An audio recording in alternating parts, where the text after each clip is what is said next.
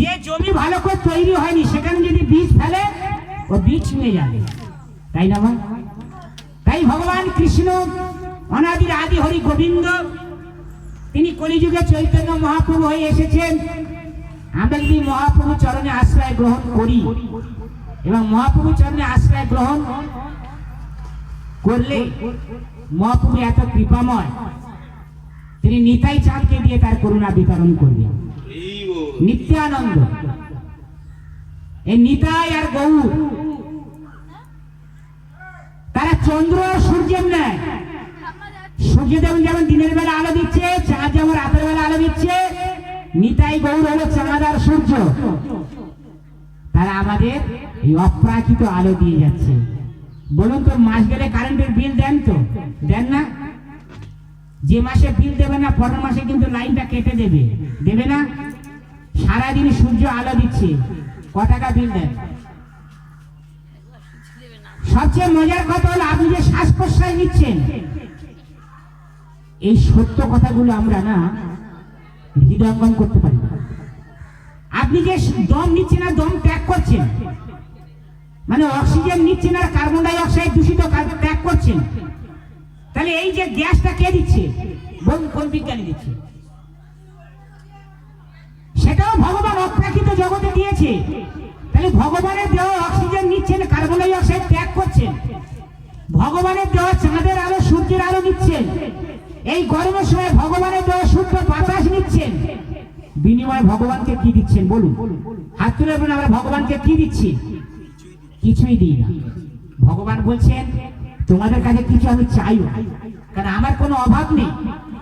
তোমরা তোমাদের মঙ্গলের জন্য, তোমাদের সংসারের কল্যাণের জন্য কমপক্ষে সারা দিনের মধ্যে 4 মালা জপ করো। 4 মালা জপ। এই হরে কৃষ্ণ মহামন্ত্র নাম 4 মালা জপ করতে গেলে বেশি সময় যাবে না। আপনার এখন নতুন আধা ঘন্টা সময় যাবে 4 মালা জপ করতে। 1 মালা নিজের জন্য, 1 মালা জগৎবাসীর কল্যাণের জন্য, 1 মালা নিজের সন্তান সন্ততি পরিবারের কল্যাণের জন্য, আর 1 মালা কলির পাবন অবতার ভগবান তার কৃপা। কম করে 4 মালা আমাদের সেটা প্রত্যেকের করা দরকার। মাসে 2টো করে একাদশী ব্রত, সেটাও করা দরকার। একাদশী ব্রত হলো ভগবানের ব্রত, অমাবস্যা পূর্ণিমা নয়।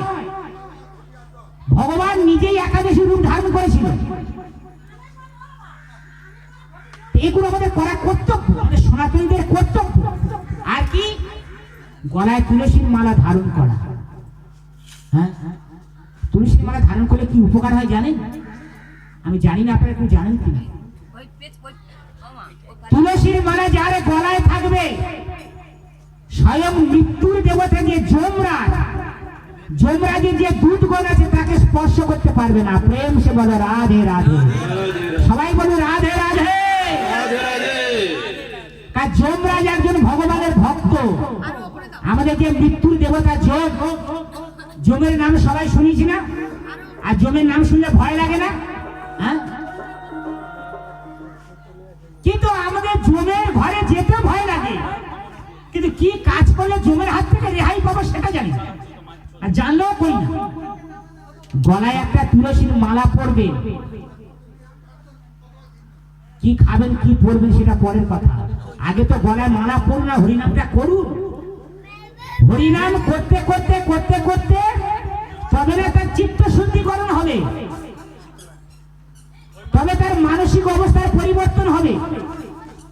আর হরিনাম না করলে এগুলো হবে না।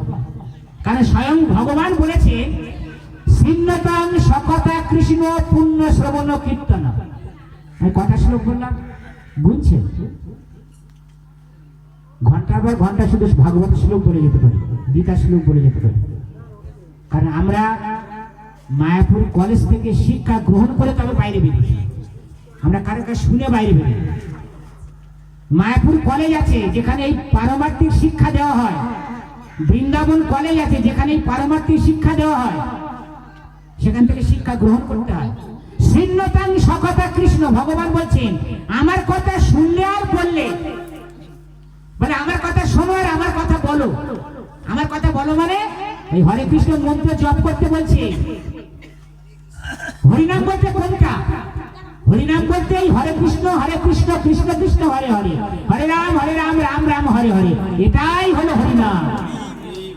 এই হরিনামই একমাত্র আপনাকে উদ্ধার করতে পারবে। আপনি সারা জীবন পদাবলী কীর্তন শুনুন, কোনোদিন চিত্তের পরিবর্তন হবে না। একমাত্র হরে কৃষ্ণ নাম শুনলে আপনার চিত্তের শুদ্ধিকরণ আসবে, চিত্তের পরিবর্তন আসবে। তাই গীতায় ভগবান বলেছেন, হে অর্জুন, জং জং পাপিস মরণ ভাবং ত্যাজতন্তে কোলে বরং তং তমে বৈতি কন্তিয়া সদা তদ্ভাব ভাবিত। যে জন মৃত্যুর সময় আমার নাম করতে করতে দেহ রাখবে, যে জন মৃত্যুর সময় আমাকে স্মরণ করতে করতে দেহ ছাড়বে, মৃত্যুর পরে সেজন আমার গোলক ধামে প্রাপ্তি হবে। হ্যাঁ, আপনি সারা জীবন হরিনাম করলেন না, হরিনাম শুনলেন না, সাধুদের কাছে গেলেন না, মৃত্যুর সময় আপনার ভগবানের নাম মনে আসবে? এত সহজ? কি মনে আসবে? বাড়ি কুকুর পুষেছেন, কুকুরের কথা মনে আসবে। আর কি মনে আসবে? কাকে টাকা ধার দিয়েছেন, সুদটা নেওয়া হয়নি, সেটা মনে আসবে। তাই যে কর্ম করছেন সেই কর্মের কথা মনে আসবে। আর সাধুরা হরিনাম জপ করে কেন? মানে মৃত্যুর সময় মনের আসার জন্য। এই যে হরে কৃষ্ণ কৃষ্ণ কৃষ্ণ হরে হরে নাম সর্বদা জপ করছে কেন?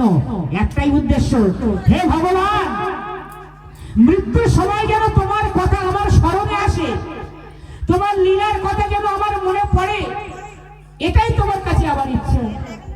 প্রভু চরণে সরস্বতীলা, হে গোবিন্দ তোমার হলামে বলে সবকিছু ছেড়ে দেওয়া, গোবিন্দের জন্য কান্না করা। সবকিছু ছেড়ে দেওয়া মানে কি? আপনাকে সংসার ছেড়ে যেতে হবে না, আপনি সংসারে থাকুন, আপনার মনটাকে গোবিন্দ চরণে দিন, ভগবানের জন্য আপনার মনটাকে দিন, আপনার চিন্তাটা ভগবানের জন্য করুন, আপনার কর্মটা ভগবানের জন্য করুন। সেটাই ভগবান বলছে, তোমার চরণে সব সপিলাম, হে গোবিন্দ তোমার হলামে বলে আমার দেহ মন প্রাণে সবে সপিলাম, হে গৌরী তোমার হলামে বলে ওই চরণে সবে সপিলাম। তাহলে আমাদের কাজকর্ম, আমাদের মন আমরা ভগবানের জন্য যদি দিই, ঠিক আছে, ভগবানের জন্য যদি চিন্তা করি, তাহলে ভগবান অনেক খুশি হবে, তাই না মা? আমাদের সেগুলো করা উচিত এবং অভ্যাস করা উচিত। কৃষ্ণ বলছেন, হে অর্জুন, মা মনুষ্য মনে যুদ্ধ হচ্ছে, আমাকে স্মরণ করো, যুদ্ধ করো। অর্জুন ক্ষত্রিয় যুদ্ধ করতে বলছে আর ভগবানকে স্মরণ করতে বলছে। তেমনি আমরা সংসারের মধ্যে যুদ্ধক্ষেত্রে আছি, নেই মা?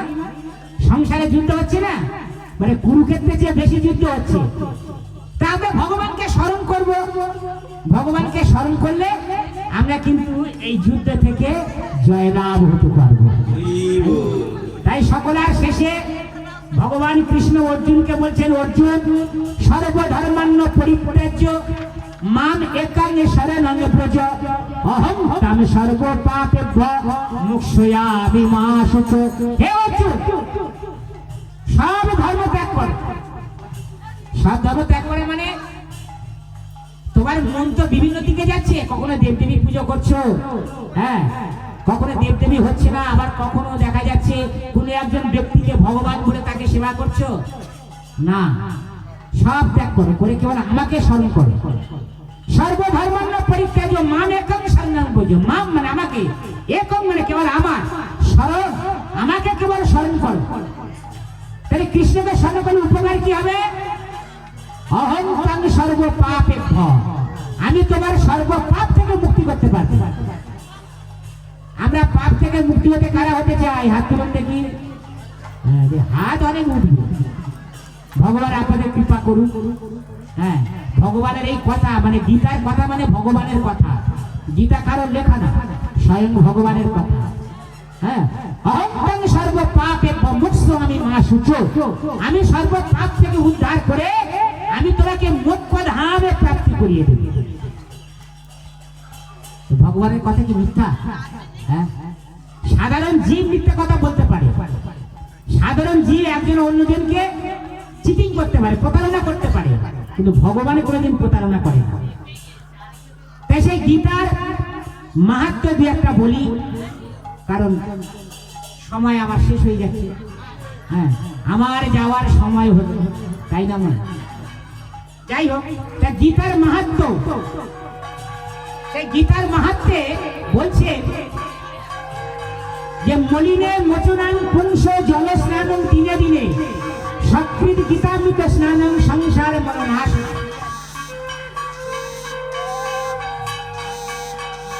মলিনে মোচনাং পুংসা, মলিন মানে ময়লা, পুংসা মানে মানুষ, পুরুষ নারী উভয়। তাহলে ময়লা কি করে দূর হবে? জলে স্নান করে প্রতিদিন আমরা দেহের ময়লা পরিষ্কার করি, করি না? সাবান শ্যাম্পু দিয়ে দেহের ময়লা পরিষ্কার করি। আচ্ছা, মনের ময়লা কি করে